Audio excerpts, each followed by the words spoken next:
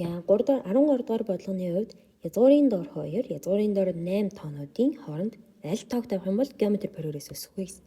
Тэгэхээр бид дараалсан 3 тоо болох гэдэг гэсэн үг тий. Тэгэхээр би за B1, B2, B3 гэх геометри прогрессын гишүүдийг тэмдэглэх юм бол за голын гишүүний маань B2 буюу голын гишүүний маань квадрат зэрэг захын 2 гишүүнийхээ үржүүртэй тэнцүү байдаг. Тэгэхээр энэ чанарыг ашиглаад бичих юм бол за язгуурын дор 2, голын маань тоо за B гэж тэмдэглэжээ. Хажуудлын маань тоо язгуурын дор 1.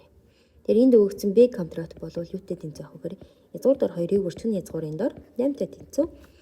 Тусдаа язгуур байгааг нэг язгуурын дор оруулаад үржүүлж болно. Тэгэхээр энэ бол язгуурын дор 16 буюу 4-тэй тэнцүү болно. Тэгэхээр B гэдэг тооны квадрат зэрэг 4 юм бол B өөрөө 2 буюу бидний хариулт А хариулт болж таарах гэсэн. За 14 дугаар бодлогын хувьд нэг илэрхийлэл өгсөн 3-тай тэнцүү. Тэгэхээр бид нэр одоо x дээр z-ийг нэмсэн нь x-ээс z туваахаар хэд гарах вэ гэдэг утгыг олох гэж байна. Тэгэхээр нэг ямар ч хэсэн биднэрт өгөгдсөн өгөгдлөө ашиглаад хувиргаад үзье тийм ээ. Тэгэхээр би энэ дээр ерөнхий хуваар өгөх юм бол x-ээс y хасган z-ийг өгчээ. За ингээд хуваар өгөөд ерөнхий хуваараар өгч юм бол 3x хасган 3y хасган 3z болчихно. За эндээс биднэрт юу харагдаж болж байна гэхээр энэ хасах 3y-гүүд маань тэнцүүгийн тэмдгийн хоёр талд яг ижилхэн тэмдэгтэй байгаа учраас хураачиж болох юм байна. Тэгэхээр үлдсэн өгөгдлөө бичих юм бол x дээр нэмэх нь z, нөгөөх нь 3x-ээс хасах нь 3z.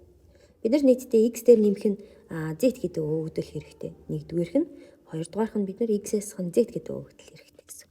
Тэгэхээр энэчнээс ачлаад x дээр нэмэх нь z-ийг болоод олцсон юм байна. Тэгвэл би цаанаас нь 3 гэдэг ерөнхий үржигдэхүүн гарч юм бол x-ээс хасах нь z болчихно. Одоо ингээд би энийгээ хоёр талыг нь яг уу гэхээр x-ээс хасах нь z хуваагаад өгчий. Тэгэх юм бол x дээр нэмэх нь z-ийг хуваах нь x-ээс хасах нь z. 3-ыг үржих нь x-ээс хасах нь z-ийг хуваах нь x-ээс хасах нь z. Ингээд энэчнээс маань энэ хоёроо хураагдахаар бидний олох гээд байгаа гол зорилго буюу x дээр z-ийг нэмэх, x-ээс z-ийг хасах хоёрыг хооронд нь хамаахад 3 буюу C хариулт гарч ирж байна.